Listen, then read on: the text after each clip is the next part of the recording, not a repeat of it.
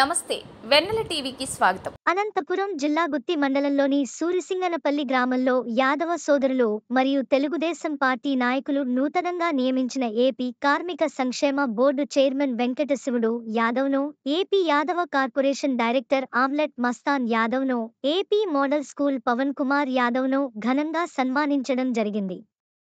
ఈ సందర్భంగా కార్మిక సంక్షేమ బోర్డు చైర్మన్ వెంకటశివుడు యాదవ్ మాట్లాడుతూ, బీసీల అభ్యున్నతికి కృషి చేసింది ఒక్క తెలుగుదేశం పార్టీనేనని, సామాన్య కార్యకర్త స్థాయి నుండి ఈ స్థాయికి నేను రావడానికి టీడీపీ అని చెప్పడంలో గర్వపడుతున్నాను. రాబోయే రోజుల్లో మరింత మంది బీసీలకు సముచిత స్థానం దక్కుతుందని వారు ఆకాంక్షించారు.